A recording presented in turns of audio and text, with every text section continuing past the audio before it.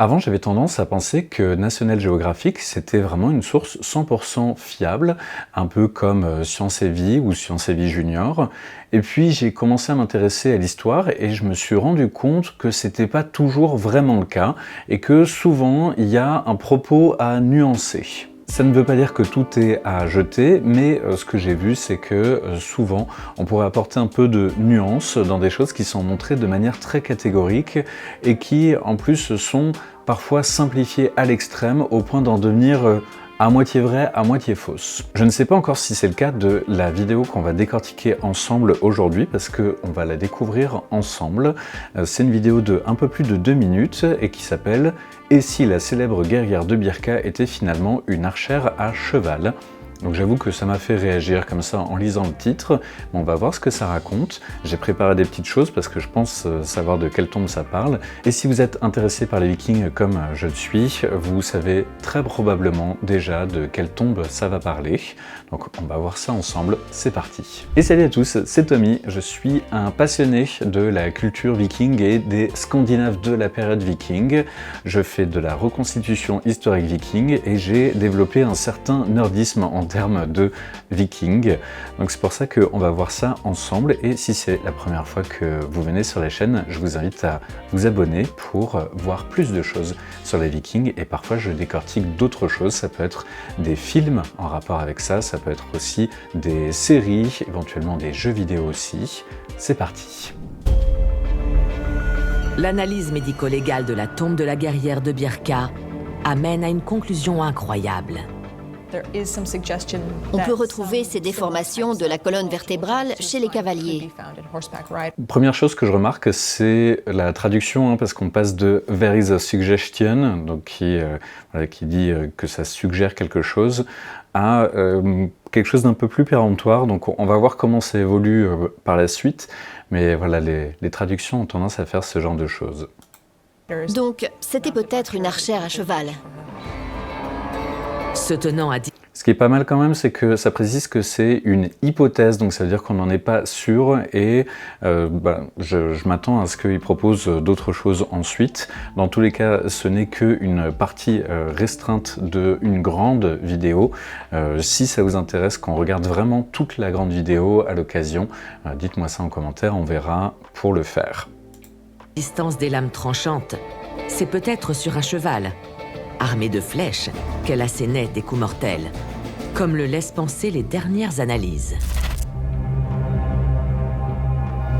Mais qu'en est-il de l'efficacité des pointes de flèche? Les fameuses pointes de flèche, donc ce sont des pointes de flèche avec des lobes comme ça, il y a 3 lobes dessus. Donc j'en ai une repro assez fidèle, même si on pourrait faire mieux. Et ce qui est pas mal avec ces flèches, c'est que donc elles ont ces 3 parties.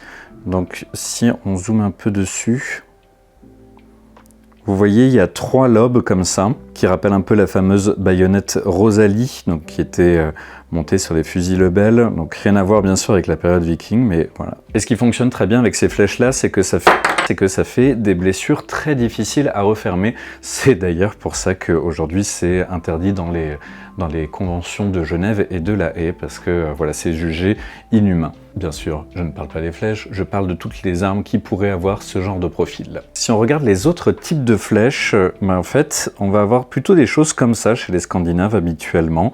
Donc vous voyez que ce sont des choses un peu plus plates, ou éventuellement à section carrée. Et en plus, ce qui était le plus commun, c'était plutôt les emmanchements à soie, comme ça. C'est ce qu'on a le plus sur la période viking en Scandinavie. Tout ça, ça laisse penser que ces pointes de flèche spécifiques, celles qu'on voit dans la vidéo là, ce sont probablement des pointes de flèche importées. Et il se trouve que la tombe de la guerre de Birka, c'est la tombe 581 de Birka. Et ce type de pointe de flèche, on en a retrouvé pas mal à Birka. Et il se trouve qu'en fait, ça a été retrouvé majoritairement dans les endroits de Birka qui ne sont pas typiquement scandinaves. Alors Birka, c'est un endroit en Suède, c'est une grande nécropole. C'était bien sûr avant ça une ville, et on y a retrouvé énormément de pointes de flèches comme ça, que ce soit dans les tombes ou même à l'extérieur des tombes. Flèches retrouvées dans la tombe de la guerrière de Birka. Pour le savoir, j'ai recruté une archère d'exception, Kate Dunigan, afin de tester pour la première fois ceci. Alors bon, c'est toujours sympa de faire des expériences plus ou moins réalistes, et d'ailleurs, j'en ai déjà fait aussi sur la chaîne, mais en soi, on sait déjà qu'en fait, elles sont très efficaces, hein, ces flèches, qu'elles fonctionnent extrêmement bien, et elles sont faites majoritairement pour tirer sur des gens qui n'ont pas d'armure. Et ce sont vraiment des pointes de flèches de guerre, elles ne sont pas faites pour la chasse. Ça, ce sont vraiment des pointes de flèches qui ont été utilisées pour chasser de l'humain.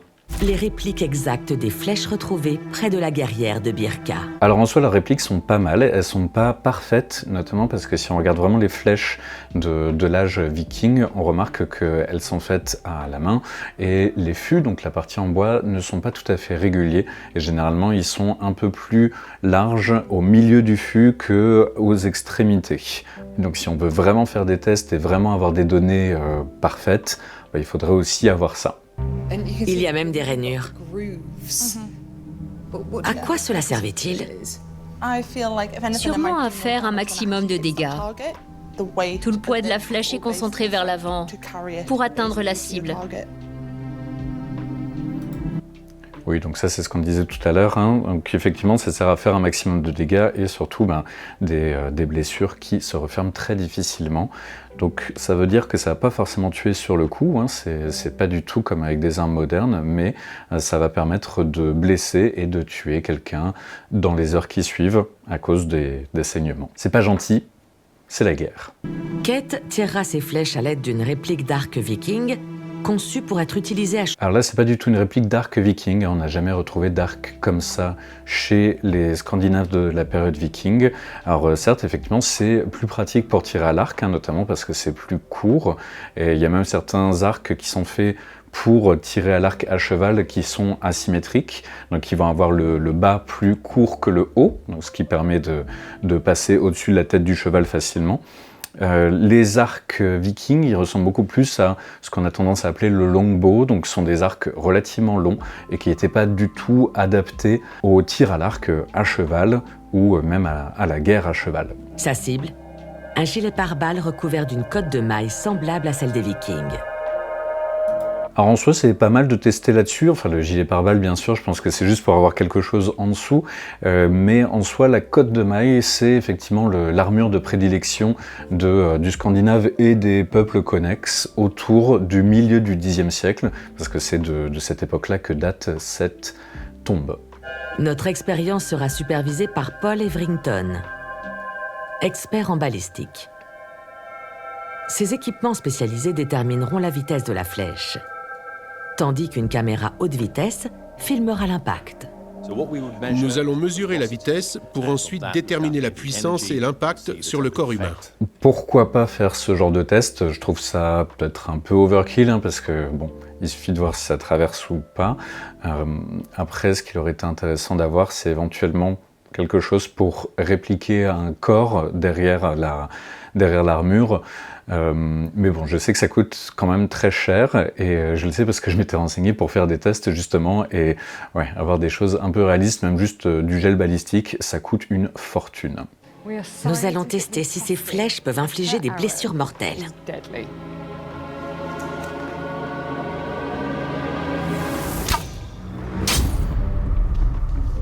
C'est pas vrai. On voit qu'elle est gauchère. On a fait des dégâts.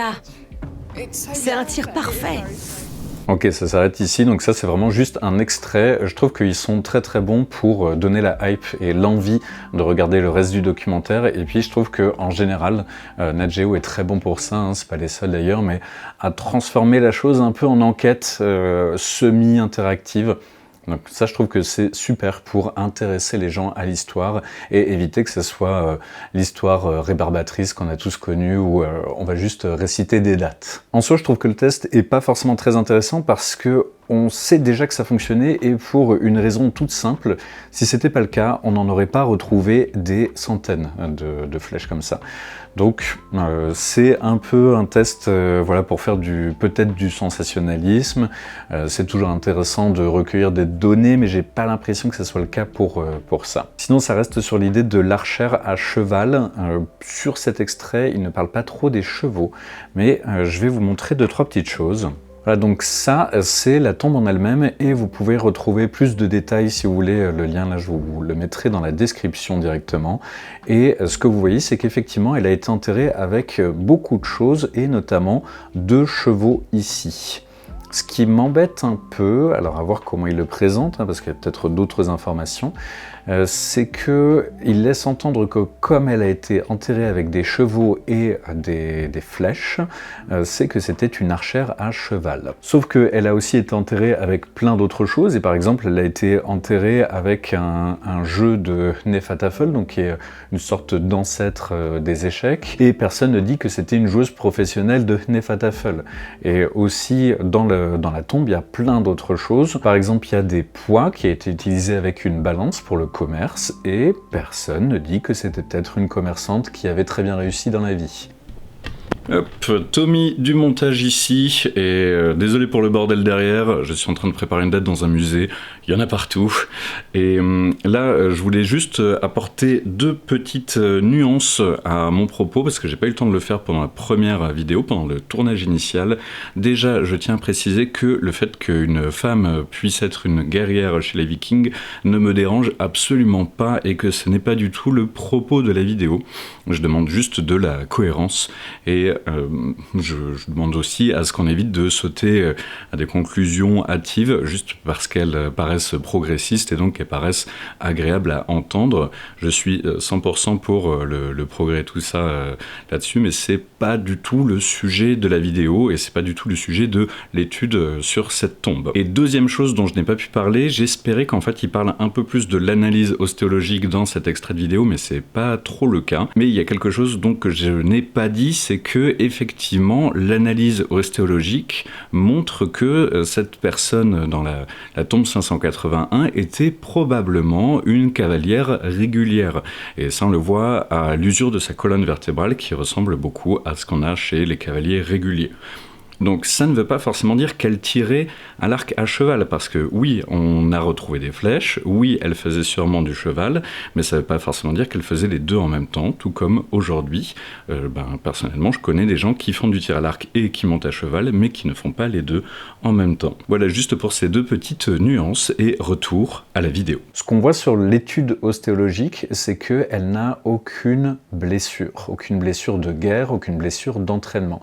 Ce qui laisse plutôt à penser que c'était quelqu'un de la haute société qui a été enterré avec les honneurs. Et il se trouve qu'au Xe siècle, se faire enterrer avec les honneurs, ça veut dire qu'on va se faire enterrer avec du mobilier archéologique militaire. Est-ce qu'elle se servait réellement de ce matériel militaire? Ça, c'est extrêmement dur à savoir, mais étant donné qu'elle n'a vraiment aucune blessure et que son squelette laisse entendre qu'elle ne s'entraînait pas, j'aurais plutôt tendance à dire que non. Mais bon, je ne suis pas archéologue, hein, je vous l'ai dit, je suis juste passionné d'histoire. Alors pourquoi des chevaux dans sa tombe? En fait, les sources qu'on a sur la période montrent que le cheval est un animal qu'on appelle psychopompe, donc c'est-à-dire que c'est un animal qui va accompagner les morts dans l'au-delà.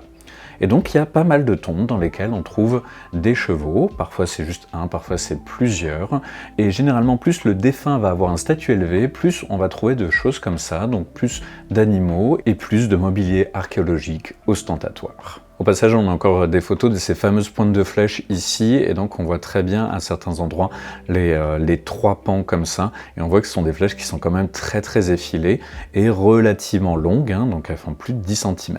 J'espère que cette courte vidéo vous a plu, pouce vers le haut, dites-moi ce que vous en avez pensé, dites-moi aussi ce que vous avez pensé de ce setup que j'ai mis en place exprès pour ça, j'ai même ressorti un vieil écran, et si c'est le genre de vidéo qui vous plaît, est-ce que ça vous dit qu'on en fasse plus?